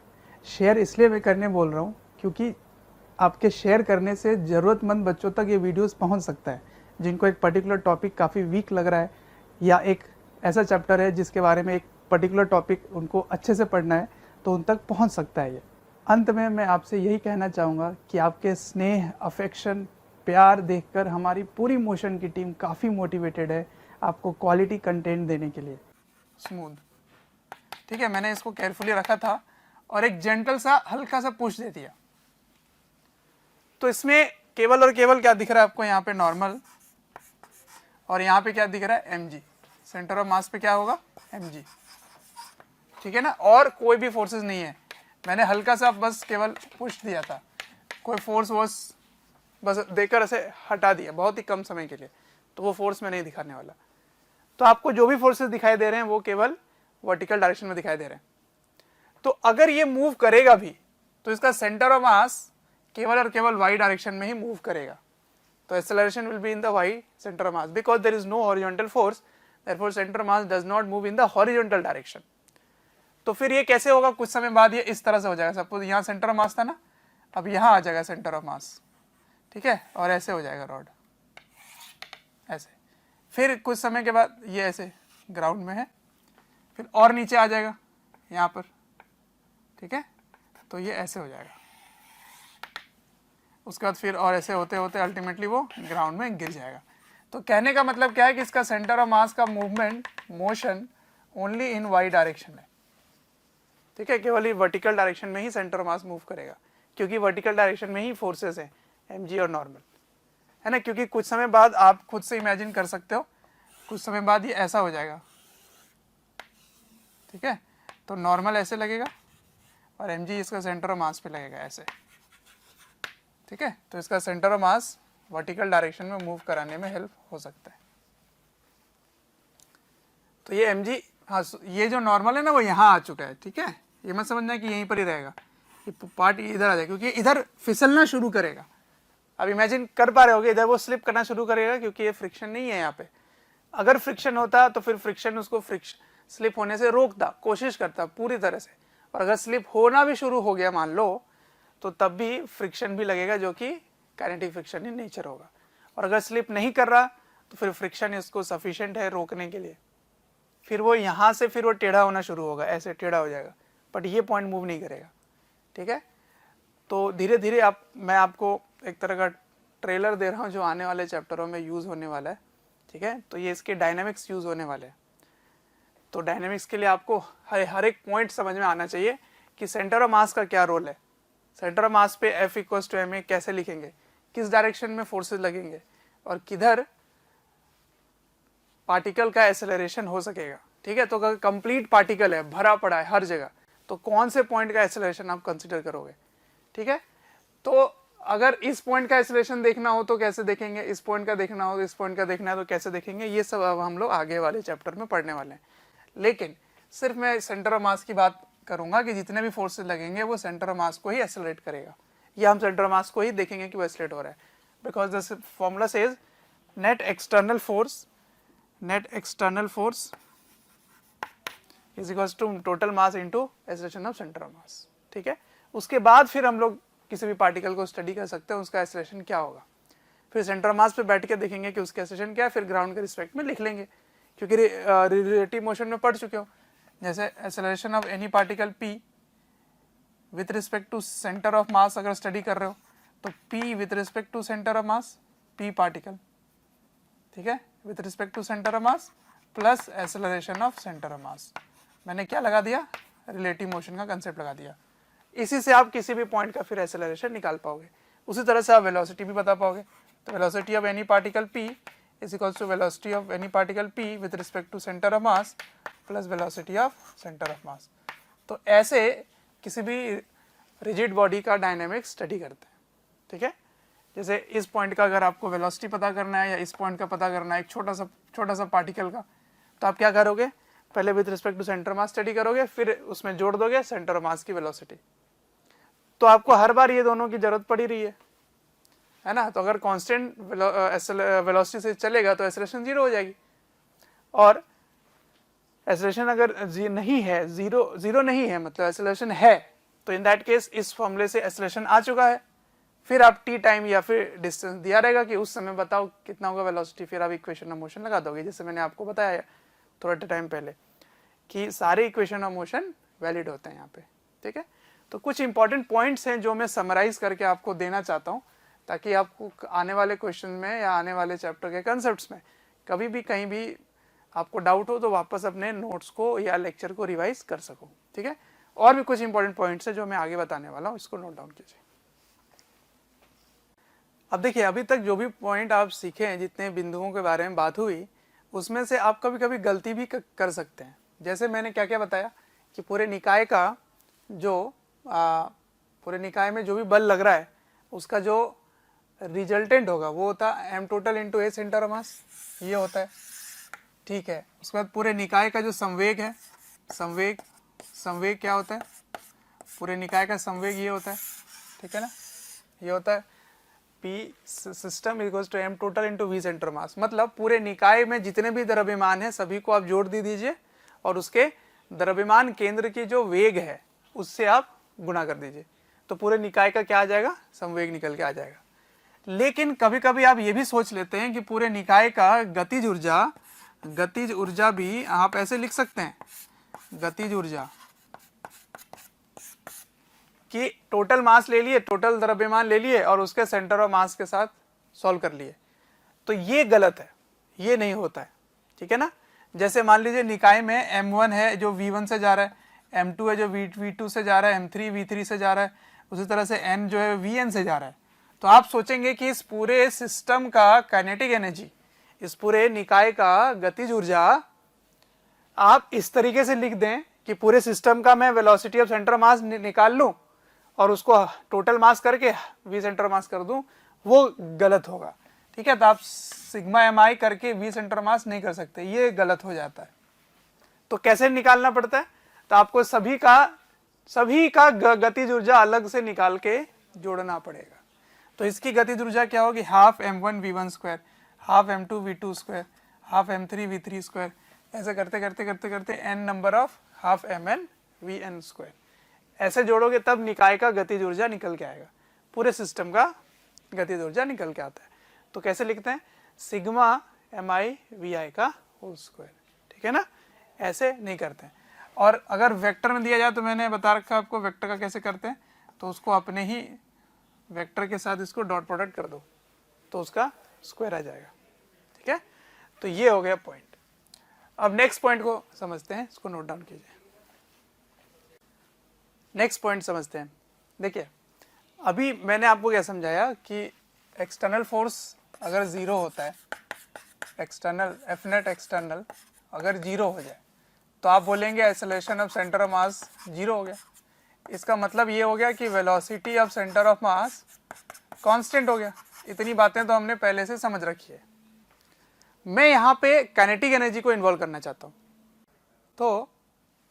तो ऐसा हो सकता है कि आप एक मिसकंसेप्शन डेवलप कर लें, क्योंकि velocity of centre of mass constant है, इसीलिए आप बोल सकते हैं कि kinetic energy of system is constant, ठीक है। ये गलत हो जाएगा। अगर एक्सटर्नल फोर्स जीरो है, नेट एक्सटर्नल फोर्स जीरो है, तो काइनेटिक एनर्जी सिस्टम का कांस्टेंट रहेगा, ये हमेशा सही नहीं है। क्यों? क्योंकि ये velocity of centre of mass पे तो केवल डिपेंड कर ही नहीं रहा है ना। अगर ये ऐसा होता कि half m total into velocity of centre of mass का स्क्वायर होता तब तो मैं मान लेता, बट ये भी नहीं है ट्रू। अभी अभी मैंने बताया आपको। इसीलिए अगर सिस्टम में नेट फोर्स जीरो है तो काइनेटिक एनर्जी पूरे सिस्टम का कांस्टेंट रहेगा, ऐसा हर बार सही नहीं है। हो भी सकता है, नहीं भी हो सकता है। तो फिर चेंज कैसे हो रहा है सर, ये बताओ। अगर कांस्टेंट नहीं है तो चेंज कैसे हो रहा है जब फोर्स ही नहीं है? तो क्योंकि आप इंडिविजुअल पार्टिकल के वेलोसिटी को जोड़ते हैं और तब काइनेटिक एनर्जी बोलते हैं। इसीलिए सिस्टम में अगर इंटरनल फोर्सेस हैं तो इंटरनल फोर्सेस का जो वर्क होगा वो काइनेटिक एनर्जी चेंज कर सकता है, ठीक है। तो वेरी इंपॉर्टेंट पॉइंट। तो यहाँ पे आप नोट करके लिख लीजिए कि क्योंकि काइनेटिक एनर्जी ऑफ सिस्टम क्या था, काइनेटिक एनर्जी ऑफ सिस्टम था half m1 v1 square plus half m2 v2 square, और ऐसे ऐसे करते करते करते करते हाफ mn vn स्क्वायर। ये था ना इंडिविजुअल पार्टिकल की वेलोसिटी निकाल के आप काइनेटिक एनर्जी निकालते थे। तो अगर सिस्टम में इंटरनल फोर्सेस हैं तो हो सकता है वो v1 को चेंज कर दे, या हो सकता है वो v2 को चेंज कर दे, क्योंकि फोर्स वेलोसिटी को चेंज कर ही सकता है ना। तो अगर वो चेंज हो गया तो फिर इंडिविजुअल काइनेटिक एनर्जी भी चेंज हो जाएगी। सही है। तो kinetic energy of system, kinetic energy of system can be changed by work done by internal forces। ठीक है ना, इंटरनल फोर्सेस चेंज कर सकता है, इसलिए मैं कैन भी लिख रहा हूँ। ऐसा भी हो सकता है कि इंटरनल फोर्स भी ना हो सिस्टम में, है ना, एक्सटर्नल फोर्स जीरो है, इंटरनल फोर्स भी जीरो है, तब तो कांस्टेंट ही रहेगा। लेकिन आप हमेशा बोलेंगे कि एक्सटर्नल फोर्स जीरो है तो फिर काइनेटिक एनर्जी सिस्टम का कांस्टेंट रहेगा, दैट इज नॉट ट्रू। ठीक है, तो kinetic energy of system can be changed by internal forces work done. तो यही पॉइंट है इसका next point. This is the main point which I want to highlight. तो kinetic energy of system can be change by internal energy या internal forces, है ना, उसका work done change कर सकता है। ठीक है, नेक्स्ट पॉइंट। चलिए नेक्स्ट पॉइंट की तरफ बढ़ते हैं। नेक्स्ट पॉइंट एक तरह का मैं कंसेप्ट डेवलप कराना चाह रहा हूँ, वो है सेंटर ऑफ मास फ्रेम। ठीक है, सी फ्रेम मतलब centre of mass frame. Centre of mass frame क्या होता है? फ्रेम ऑफ रेफरेंस आप समझ रहे हो, जहां से बैठ के देखते हो उसको बोलते हैं फ्रेम ऑफ रेफरेंस। तो सी फ्रेम का मतलब, सेंटर ऑफ मास फ्रेम का मतलब सेंटर ऑफ मास में बैठ के चीजें ऑब्जर्व करने वाले हैं। ठीक है, तो it is a reference frame, it is a frame which is rigidly attached, rigidly मतलब वो चेंज नहीं होगा, rigidly attached to centre of mass. ठीक है ना, सेंटर ऑफ मास पे ये फ्रेम, मतलब ऐसा हम लोग अज्यूम कर रहे हैं कि सेंटर ऑफ मास पे बैठकर हर चीज ऑब्जर्व किया जा रहा है। तो वेलोसिटी ऑफ वन, पहले velocity of centre of mass क्या होगा ये लिख लो। तो पहले टू पार्टिकल सिस्टम के लिए मैं आपको बता देता हूँ, फिर उसको जनरलाइज कर लेते हैं। तो टू पार्टिकल सिस्टम में क्या होता है, m1 v1 plus m2 v2, है ना, बाय m1 प्लस m2, ये होता है। तो velocity of one with respect to centre of mass, C का मतलब सेंटर ऑफ मास, क्या होगा, v1 minus velocity of centre of mass, यही होगा। उसी तरह से velocity of two with respect to centre of mass क्या होगा, v2 minus velocity of centre of mass, है ना, क्योंकि आप उसके फ्रेम में स्टडी कर रहे हैं। ठीक, तो अगर आप यहां से काइनेटिक एनर्जी निकालना चाहें, है ना, kinetic energy with respect to centre of mass, है ना, या in c frame, with respect to centre of mass या इन सी फ्रेम, तो क्या आप करेंगे, half m1 velocity of one with respect to centre of mass का square plus half m2 velocity of two with respect to centre of mass का square, ऐसे करेंगे। ये स्पीड है ना, मॉड है ये। तो इसको कैसे सॉल्व करेंगे, half m1 one with respect to centre of mass क्या होगा, v1 माइनस vc, है ना, वेक्टर है ये, इसको इसी से डॉट कर दीजिए, v1 माइनस vc, इसको इसी से डॉट कर दिया आपने। ठीक है, plus half m2 v2 minus vc dot with v2 minus vc, है ना। तो इसको आप अगर सॉल्व करते हैं, है ना, वेक्टर डॉट प्रोडक्ट है, एक बार इसको इससे डॉट करेंगे, इसको इससे डॉट करेंगे, फिर इसको इससे करेंगे, फिर इसको इससे करेंगे, इससे करेंगे। जब इसको सॉल्व करेंगे तो सॉल्विंग वी गेट।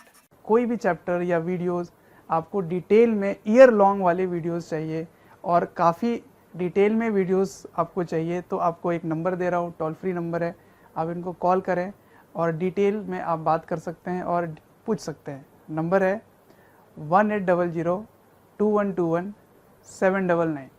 क्योंकि आपको रिजल्ट ही याद रखना है इसलिए मैं नहीं सॉल्व कर रहा हूँ। बाय सॉल्विंग वी गेट, जो रिजल्ट है उसको याद रखो। Kinetic energy with respect to center of mass is half m1 m2 by m1 plus m2 into v1 minus v2, ठीक है ना, दोनों का डिफरेंस आ रहा है, v1 minus v2 का मैग्नीट्यूड का स्क्वायर। ये हो गया kinetic energy of system in centre of mass 2 particle system, ठीक है, ये आ गया। तो ये आपको याद रखना है फॉर 2 मास सिस्टम है, लेकिन ये क्योंकि आपने 2 ही लिया है ना, फॉर 2 मास सिस्टम।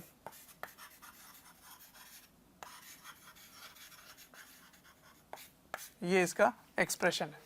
तो इसको आगे हम लोग बोलते हैं रिड्यूस्ड मास। तो half mu into v relative के मैग्नीट्यूड का स्क्वायर, है ना, ऐसे ही बोल सकते हैं। और म्यू का मतलब क्या होता है, रिड्यूस्ड मास, ठीक है ना, रिड्यूस्ड मास, क्योंकि ये मास कम हो गया एक तरह से। मतलब ये बस एक्सप्रेशन मिलाने के लिए कि अगर आपको सेंटर ऑफ मास फ्रेम में काइनेटिक एनर्जी निकालना है किसी भी पार्टिकल का, तो आपको क्या करना है, रिड्यूस मास लेना है और उनकी रिलेटिव वेलोसिटी लेकर सबट्रैक्ट कर देना है। रिलेटिव वेलोसिटी किसके रिस्पेक्ट में है, ये v1 और v2 किसके रिस्पेक्ट में था, v1 v2 with respect to ground था। ध्यान रखना कि v1 और v2 with respect to ground होना चाहिए, लेकिन जब आप इसको आपस में रिलेटिव लेंगे वो भी विद रिस्पेक्ट टू ग्राउंड ही आएगा।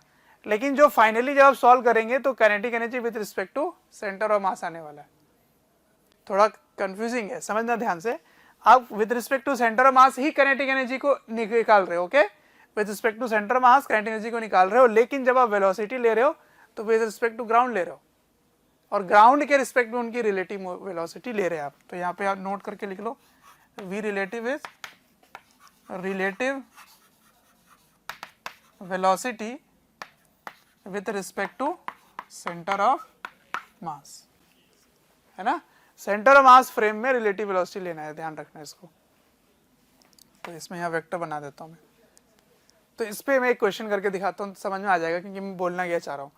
फिलहाल इसको नोट कीजिए कि एक सेंटर ऑफ मास फ्रेम होता है, वो फ्रेम है जहाँ सेंटर ऑफ मास में बैठकर देखते हैं। तो सेंटर ऑफ मास में बैठकर अगर आप देखोगे तो काइनेटिक एनर्जी सिस्टम में क्या निकल के आएगा, half mu v relative square, correct. इसको नोट डाउन कर लीजिए।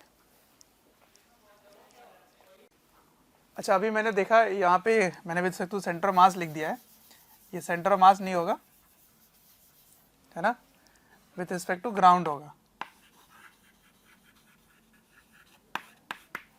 मैं बोल रहा था ग्राउंड, लिख दिया सेंटर ऑफ मास।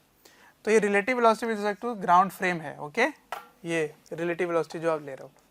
चलो अब मैं आपको क्वेश्चन करके दिखाता हूँ। यहाँ पर क्वेश्चन है, सपोज एक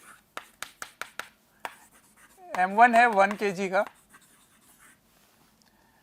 जो कि मूव कर रहा है इस डायरेक्शन में 4 मीटर पर सेकेंड से, ठीक है, और एक m2 4 kg का है जो कि इस डायरेक्शन में मूव कर रहा है 3 मीटर पर सेकेंड से, ठीक है। You have to find kinetic energy of system with respect to centre of mass, ठीक है।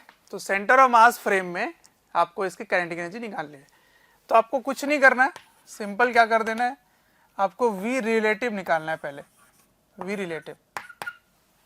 तो वी रिलेटिव क्या होगा, ये ऊपर जा रहा है और ये इधर जा रहा है ना, तो आप किसी को भी किसी से माइनस कर लो, कोई प्रॉब्लम नहीं है।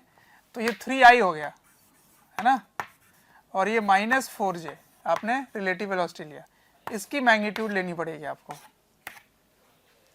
तो इनको सब्ट्रैक्ट तो कर नहीं सकते आप, 3 में 4 को नहीं घटा सकते क्योंकि ये ऊपर जा रहा है और ये इधर जा रहा है, तो रिलेटिव वेलोसिटी में दोनों की आपस में परपेंडिकुलर डायरेक्शन हो रहा है, सब्ट्रैक्ट नहीं कर सकते।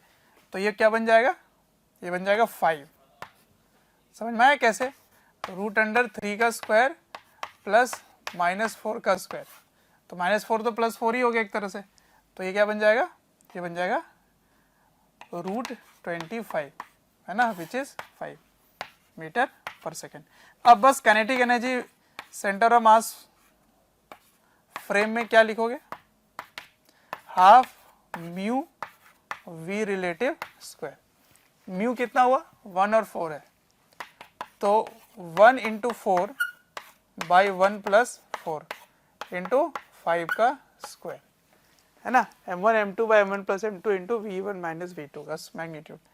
तो ये ऊपर 4 हो गया, नीचे 5 हो गया, 5 और 5 एक कैंसिल हो जाएंगे, तो 4 को भी काट लो, यहाँ 2 हो गया, एक 5 कैंसिल हो गया, तो 5 × 2 = 10 जूल। आया समझ। तो ऐसे करना है, आने वाले क्वेश्चन में जरूरत पड़ेगी, इसलिए मैं आपको थ्योरी डेवलप करके दे रहा हूँ, है ना। कुछ क्वेश्चंस जो बहुत ही कॉम्प्लिकेटेड होंगे वो बहुत आसानी से किया जा सकता है अगर आप सेंटर मास फ्रेम से स्टडी करेंगे तो, लेकिन आपको काइनेटिक एनर्जी फिर आपको सेंटर मास फ्रेम में लेना पड़ेगा। तो 2 पार्टिकल सिस्टम के लिए ये फॉर्मूला वैलिड है। अब अगर n नंबर ऑफ पार्टिकल्स हैं तो पूरे सिस्टम का kinetic energy centre mass frame में कैसे निकालेंगे, तो उसके लिए मैं आपको एक और कंसेप्ट बताता हूँ, उसके बाद सिस्टम का काइनेटिक एनर्जी समझ पाओगे। तो मैं पहले आपको लीनियर मोमेंटम बताता हूँ सेंटर मास फ्रेम में कितना होता है। तो आइए सेंटर मास फ्रेम में काइनेटिक एनर्जी देखने के बाद लीनियर मोमेंटम देखते हैं पूरे सिस्टम का कितना होगा। केवल 2 पार्टिकल नहीं है, n पार्टिकल्स हैं इसमें, है ना, कई सारे हैं। तो आप कैसे लिखेंगे, momentum of system in centre of mass frame, ठीक है। तो क्या लिखेंगे, m1 × v1 with respect to centre of mass plus m2 × v2 with respect to centre of mass plus m3 v3 with respect to centre of mass, और ऐसे ही n number of particles का centre of mass frame में, ठीक है। अच्छा, अब इसको कैसे लिखते हैं, इसको लिखते हैं v1 - vc, ऐसे लिखते हैं, सारे वेक्टर ही हैं क्योंकि ये वेक्टर है, ठीक है, plus m2 v2 - v centre of mass, है ना, इसी तरह से n नंबर ऑफ पार्टिकल्स के लिए। अब इसको मैं सिग्मा नोटेशन में कैसे लिख सकता हूँ, सिग्मा क्योंकि आप जोड़ रहे हो सभी को, यहाँ 1 2 1 1 1 2 3 ये सारे हो रहे हैं, पर ये वैसा का वैसा ही रह रहा है। इसका मतलब आप i का टर्म इसके साथ लगा सकते हो और इसके साथ भी लगा सकते हो, लेकिन ये कांस्टेंट रहेगा, सही है। ये हो गया सेंटर ऑफ मास फ्रेम में, ये सेंटर ऑफ मास है, velocity of centre of mass है, ठीक है। इसकी वैल्यू क्या होगी ये फाइंड करना है मुझे। तो मैं क्या करता हूँ, इसको ओपन कर देता हूँ ब्रैकेट को, तो ब्रैकेट को खोलेंगे तो क्या बनेगा, sigma mi vi minus sigma we centre of mass, ये बोलेंगे, सही है। तो मैंने किया क्या, मैंने बस ब्रैकेट खोल दिया। अब सुनो मैं क्या कर रहा हूं, यहां पर mi से मल्टीप्लाई डिवाइड कर देता हूं, है ना, सिग्मा mi से मल्टीप्लाई डिवाइड कर देता हूं। तो मल्टीप्लाई और डिवाइड किससे कर दिया, सिग्मा mi सिग्मा mi। अब इस चीज को देखो क्या लिखा हुआ है, इस चीज को देखो, ये क्या लिखा हुआ है, sigma mi vi divided by sigma mi, मतलब m1 v1 plus m2 v2 divided by m1 plus m2।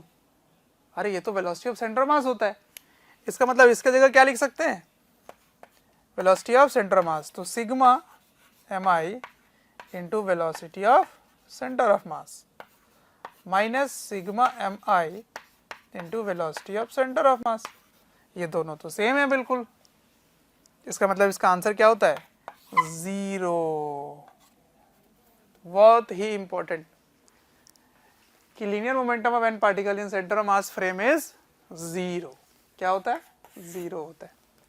तो सेंटर ऑफ मास फ्रेम में पूरे सिस्टम का लीनियर मोमेंटम जीरो होगा, पर सेंटर ऑफ मास फ्रेम में काइनेटिक एनर्जी पूरे system का जीरो नहीं होगा। Very important. ठीक है, तो इस एक्सप्रेशन की वैल्यू क्या होती है? ये वाले एक्सप्रेशन की वैल्यू क्या होगी? जीरो होगी, क्योंकि इसी को तो मैंने सॉल्व किया और आंसर जीरो आ गया, देखो। ठीक है, तो इसको मैं यूज करने वाला हूं आगे। कहां पर? जब मैं काइनेटिक एनर्जी निकालूंगा पूरे सिस्टम का। अभी तो मैंने केवल 2 मास सिस्टम का निकाला था, केवल सेंटर मास फ्रेम में। अब मैं n नंबर ऑफ पार्टिकल का काइनेटिक एनर्जी निकालूंगा सेंटर मास फ्रेम में। ठीक है, तो आइए करते हैं, यहीं पर ही कर लेते हैं। तो नंबर 3 लिख लेते हैं उसको। ठीक है, तो kinetic energy of system in centre of mass frame. ठीक है, सेंटर ऑफ मास फ्रेम में काइनेटिक एनर्जी पूरे सिस्टम का पता करना है, क्या होगा। तो आप क्या करेंगे? Kinetic energy of system in centre of mass frame क्या करेंगे? Half m1 into v1 with respect to centre of mass का square plus half m2 into v2 with respect to centre of mass का square plus half m3 into v3 with respect to centre of mass का square, और इसी तरह से half mn vn with respect to centre of mass का square. अब आपको मैंने बताया था इसको कैसे लिखते हैं। इसको लिखते हैं हाफ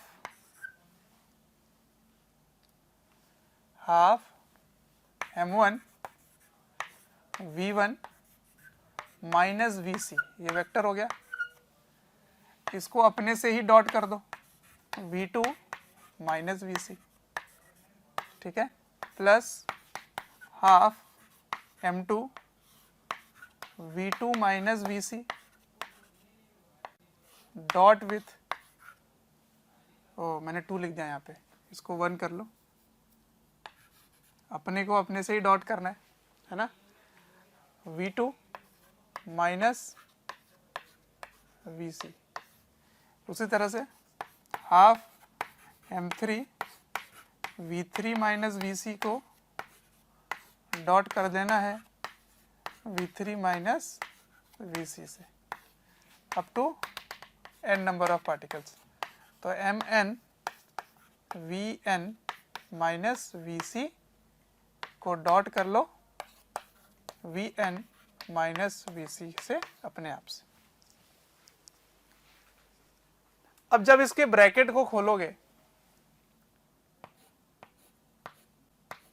जब इसको एक्सपैंड करोगे, तो कैसे कैसे करना होगा? 1 को 1 के साथ, 1 को c के साथ, c को 1 के साथ, c को c के साथ। ठीक है, इसी तरह से सभी में आपको करना पड़ेगा। तो करते करते क्या होगा, आपको एक ऐसी फॉर्म दिखने लगेगी, है ना, ऐसी फॉर्म दिखने लगेगी m1 v1 c m2 v2 c। तो जब इसको आप सिग्मा फॉर्म में लिख लेंगे, सिग्मा फॉर्म में लिखेंगे तो कैसा दिखाई देगा? ये दिखाई देगा सिग्मा हाफ, हाफ तो बाहर आ जाएगा, mi vi माइनस vc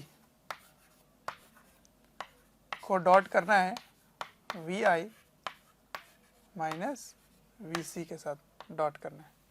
ठीक है, तो जब आप इसको इस तरह से खोलेंगे, है ना, तो जहां भी ये वाला फॉर्म दिखाई देगा, ये वाला फॉर्म जहां भी दिखाई देगा, जब इसको ओपन आप कर लोगे, तो इस जगह में इसकी वैल्यू आप क्या पुट कर दोगे? 0। ठीक है, क्या पुट करोगे? उस फॉर्म में 0 पुट करोगे। ठीक है, तो 0 पुट करने के बाद मैं यहां लिख देता हूं by solving and putting sigma mi vi minus v center of mass equals to 0 we get by rearranging मतलब थोड़ा सा आगे पीछे इधर घुमाकर क्या निकलेगा, ये kinetic energy centre of mass frame में है, ये kinetic energy centre mass frame में है, तो मैं रीअरेंज करके काइनेटिक एनर्जी ग्राउंड फ्रेम में लिखकर उधर घुमा के अगर लिखूंगा तो ऐसे आएगा, kinetic energy of system with respect to ground is equals to kinetic energy of system with respect to center of mass plus half sigma mi into velocity of center of mass का square. ठीक है, ये आता है। तो मैं कह रहा था कि half m total into V centre of mass पूरा नहीं होता है काइनेटिक एनर्जी। अभी थोड़ी देर पहले जो पॉइंट मैं रेज किया था कि आप सोचो कि पूरे सिस्टम का काइनेटिक एनर्जी ये बोल दें कि half m total into V centre of mass, वो सही नहीं है, वो अधूरा है, उसमें आपको एक्स्ट्रा क्या जोड़ना पड़ेगा, kinetic energy of centre of mass. ठीक है, तो kinetic energy of centre of mass plus half m total into V centre of mass is actually kinetic energy with respect to ground होता है। ठीक है, तो ये सब थोड़ी थोड़ी थ्योरेटिकल बातें हैं जो आपको हो सकता है कंफ्यूजिंग लगे, पर अभी आप लिख लो, इसकी जरूरत अगले चैप्टर में पड़ेगी। लेकिन ये सारा पॉइंट आपको मैथमेटिकली फील कराने के लिए था कि पूरे सिस्टम का kinetic energy half m total into V centre of mass नहीं होता है, वी सेंटर ऑफ मास का स्क्वायर नहीं होता है, उसमें आपको एक्स्ट्रा क्या जोड़ना पड़ता है, kinetic energy of centre of मास जोड़ना पड़ता है, तब ग्राउंड फ्रेम में निकल के आ जाता है। ठीक है, तो ये कुछ इंपॉर्टेंट पॉइंट्स थे कि लीनियर मोमेंटम सिस्टम का सेंटर ऑफ मास फ्रेम में 0 होता है, काइनेटिक एनर्जी सिस्टम का सेंटर ऑफ मास फ्रेम में ये वाला होता है। ठीक है, इसको रीअरेंज करोगे, सॉल्व करोगे तो ऐसा निकल के आ जाता है। ये वाले एक्सप्रेशन का अगर मैं ग्राउंड फ्रेम में 2 पार्टिकल सिस्टम के लिए लिखूंगा तो क्या आएगा, यहां लिख देता हूं, example for 2 mass system, 2 masses system. तो ग्राउंड फ्रेम में आप क्या लिखेंगे, half m1 v1 square plus half m2 v2 square. Centre of mass frame में क्या लिखेंगे, हाफ म्यू, म्यू कितना हो गया, m1 m2 by m1 plus m2 into v relative v1 minus v2 का whole square plus m total कितना हो गया, m1 plus m2 plus velocity of centre of mass का स्क्वायर, प्लस नहीं है मल्टीप्लाई का स्क्वायर। ठीक है, तो ये होता है 2 मास सिस्टम के लिए, मैंने सारी वैल्यूज लिख दी। तो अगर आपको इनमें से कोई एक वैल्यू निकालना हो तो 2 वैल्यू आपको पता होगा कि ग्राउंड फ्रेम में अगर निकालना हो तो आपको इंडिविजुअल वैल्यूज दे दिए जाएंगे, तो सेंटर मास फ्रेम में आप निकाल लेंगे। और ये वाला वेलोसिटी ऑफ सेंटर मास अगर दिया जाए केवल, तो इंडिविजुअल पार्टिकल की जो वेलोसिटी है उसको पुट करने के बाद आप इन तीनों एक्सप्रेशन में कोई भी 2 वैल्यू पुट करके तीसरा निकाल पाएंगे। ठीक है, तो ये कुछ थियोरेटिकल बातें हैं, इसको बस आप नोट करके रख लो, इसकी जरूरत पड़ेगी आगे। ठीक है, तो कंक्लूजन क्या है, linear momentum centre mass frame में 0 होता है, kinetic energy of system is not equals to half m total into V centre mass, ये नहीं होता है, इसमें आपको एक्स्ट्रा ये भी जोड़ना पड़ता है, तब जाके ग्राउंड फ्रेम में निकल के आएगा total kinetic energy centre mass frame में। ठीक है, और अगर नेट फोर्स 0 है, अगर नेट फोर्स 0 है पूरे सिस्टम में, तो एक्सेलरेशन ऑफ सेंटर मास 0 होगा, velocity of centre mass constant होगा, लेकिन काइनेटिक एनर्जी पूरे सिस्टम का कांस्टेंट रहे ये नहीं बोल सकते आप, क्योंकि इंटरनल एनर्जी भी काइनेटिक एनर्जी को चेंज कर सकता है। ठीक है, तो अगर एक्सटर्नल फोर्स 0 है तो काइनेटिक एनर्जी कांस्टेंट रहेगा, that is not true. Velocity of centre mass constant रहेगा, दैट इज ट्रू, क्योंकि वेलोसिटी ऑफ सेंटर मास पे तो काइनेटिक एनर्जी डिपेंड ही नहीं कर रहा है, इस पे भी थोड़ा सा वैल्यू डिपेंड करता है। तो इंटरनल फोर्स में change kinetic energy of system. ठीक है, तो इंटरनल फोर्स इन्वॉल्व होते हैं, केवल एक्सटर्नल फोर्स से आप काइनेटिक एनर्जी को कमेंट नहीं कर सकते। ठीक है, तो ये इंपॉर्टेंट पॉइंट्स में इतना ही। अब कुछ क्वेश्चंस आगे बढ़ेंगे कंसेप्ट डेवलप करने के बाद, ठीक है बच्चों। अगर हमारे वीडियोस आपको पसंद आते हैं, आपको हमारी जो मेहनत है वो आपको अच्छी लगती है, तो आप हमारे वीडियोस को ज़रूर लाइक करें और शेयर करें। शेयर इसलिए मैं करने बोल रहा हूँ क्योंकि आपके शेयर करने से ज़रूरतमंद बच्चों तक ये वीडियोस पहुँच सकता है, जिनको एक पर्टिकुलर टॉपिक काफ़ी वीक लग रहा है या एक ऐसा चैप्टर है जिसके बारे में एक पर्टिकुलर टॉपिक उनको अच्छे से पढ़ना है, तो उन तक पहुँच सकता है ये। अंत में मैं आपसे यही कहना चाहूँगा कि आपके स्नेह, अफेक्शन, प्यार देखकर हमारी पूरी मोशन की टीम काफ़ी मोटिवेटेड है आपको क्वालिटी कंटेंट देने के लिए।